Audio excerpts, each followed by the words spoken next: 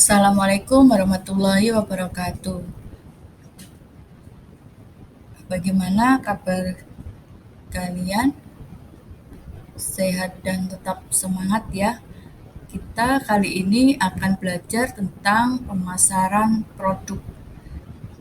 Tujuan pembelajaran dari materi kita kali ini adalah peserta didik mampu menjelaskan pengertian pemasaran produk. Ada puluhan perusahaan Indonesia yang telah sukses di pasar global. Sebut saja Mertatila Art Group, Inaco, Sido Muncul, Polygon, dan sebagainya. Perusahaan-perusahaan tersebut merupakan perusahaan asli Indonesia yang telah merambah pasar internasional dan masih eksis sampai sekarang. Keberhasilan perusahaan-perusahaan tersebut dapat menembus pasar internasional tentu saja tidak lepas dari keberhasilan mereka dalam meyakinkan pembeli melalui pemasaran produknya. Apa dan bagaimana sebenarnya pemasaran itu sehingga berperan dalam kesuksesan sebuah perusahaan? Mari kita pelajari materi-materi tentang pemasaran berikutnya.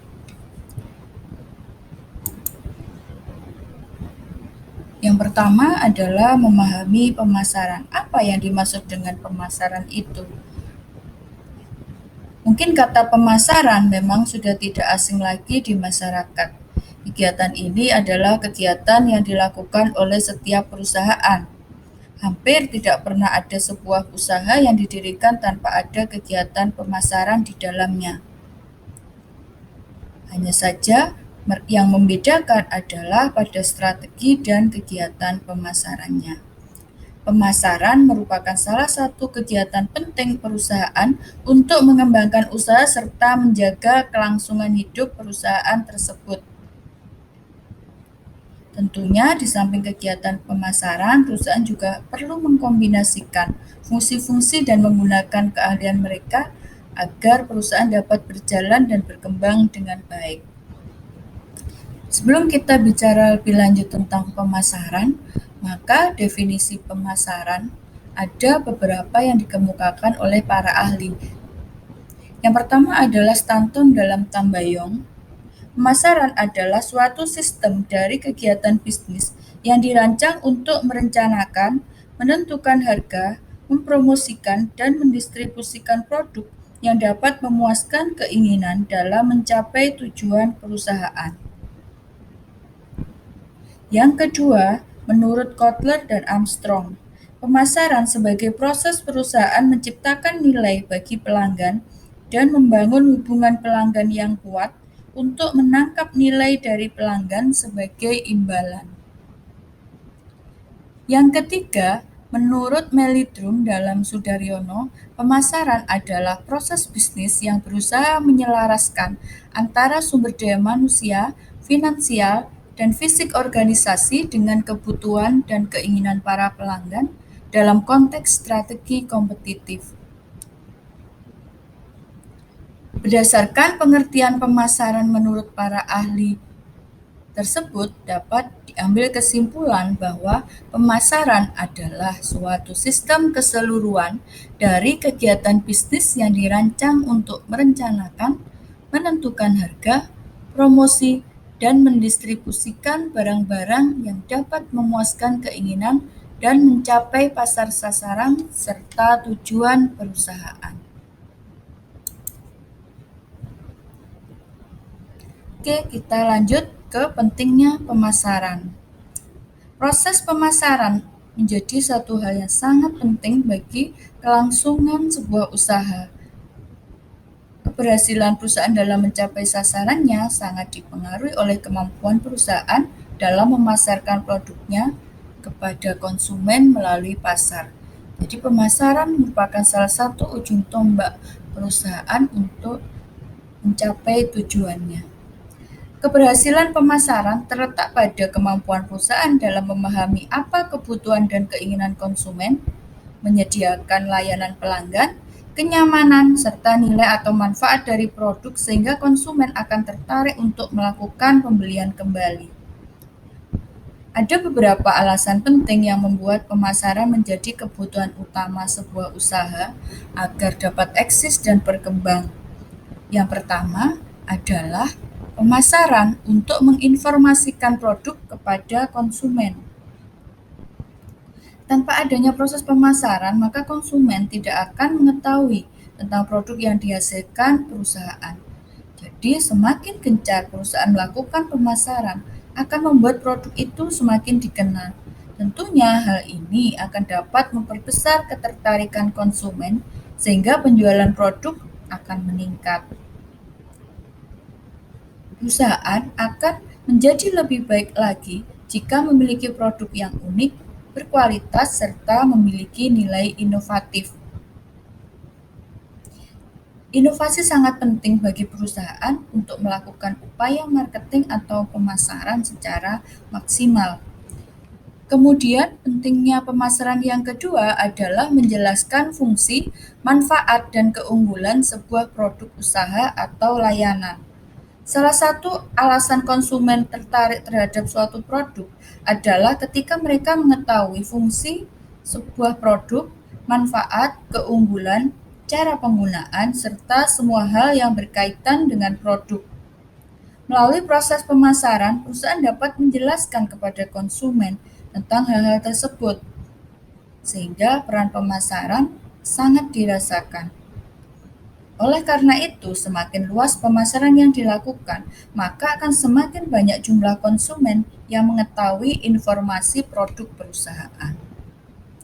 Kemudian pentingnya pemasaran yang ketiga adalah menginformasikan sebuah produk atau layanan baru kepada konsumen. Pemasaran tetap menjadi hal penting yang harus dilakukan perusahaan dalam menjalankan usahanya untuk mengenalkan produk-produk barunya.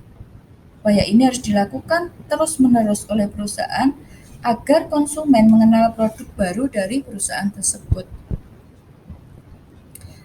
Jadi bisa dikatakan bahwa sebuah pemasaran dalam usaha bisnis itu dapat menjadi penentu berkembang atau tidaknya sebuah usaha. Tentunya yang tidak kalah penting adalah memiliki sumber daya manusia di bidang pemasaran yang andal juga sangat menentukan keberhasilan usaha yang dikelola. Upaya pemasaran akan semakin lengkap jika diimbangi dengan pemaksimalan kualitas produk atau layanan jasa. Berikutnya kita lanjutkan ke fungsi pemasaran. Sebagaimana yang disampaikan oleh M. Fuad, pemasaran memiliki fungsi menentukan barang dan jasa yang dibutuhkan oleh manusia serta menjual barang dan jasa tersebut ke tempat konsumen berada pada waktu yang diinginkan dengan harga terjangkau tetapi tetap menguntungkan pihak pemasar. Fungsi lain pemasaran menurut Philip Kotler yang pertama adalah mengumpulkan informasi mengenai pelanggan, pesaing, serta pelaku dan kekuatan lain yang ada saat ini maupun yang potensial dalam lingkungan pemasaran. Yang kedua adalah mengembangkan dan menyebarkan komunikasi persuasif untuk merangsang pembelian. Yang ketiga, mencapai persetujuan akhir mengenai harga dan syarat lain sehingga transfer kepemilikan dapat dilakukan. Fungsi pemasaran yang keempat, menanggung risiko yang berhubungan dengan pelaksanaan fungsi saluran pemasaran. Yang terakhir, yang kelima, mengatur kesinambungan penyimpanan dan pergerakan produk sampai ke pelanggan akhir. Oke, bagian yang terakhir dari pembelajaran kita kali ini adalah tujuan pemasaran. Tujuan didirikannya satu perusahaan pada umumnya adalah mencapai laba optimal dan menjadikan usaha tersebut berjalan secara berkesinambungan. Kesuksesan perusahaan dalam mencapai tujuan tersebut sangat dipengaruhi oleh perusahaan dalam memasarkan produknya. Pemasaran dalam hal ini berbeda dengan penjualan. Pemasaran adalah untuk mengetahui dan memahami pelanggan sehingga produk atau jasa tersebut cocok dengan pelanggan. Selanjutnya, produk tersebut akan mampu menjual dirinya sendiri. Sedangkan pada penjualan ditekankan pada bagaimana perusahaan mampu membuat produk untuk dijual. Berdasarkan penjelasan tersebut, bisa dipahami bahwa orientasi pemasaran itu tidak hanya terbatas pada sejauh mana produk dapat terjual dan dikonsumsi serta memperoleh keuntungan besar, melainkan dibutuhkan upaya untuk mengetahui dan memahami keinginan pelanggan dalam konsumsinya, sehingga pelanggan merasa cocok dan puas. Kepuasan pelanggan akan membawa mereka terus setia terhadap produk, kemudian menyampaikan kesan-kesan tentang produk terhadap orang lain, sehingga meningkatkan penjualan yang secara otomatis akan meningkatkan laba perusahaan. Jadi bisa dikatakan bahwa pelanggan setia itu juga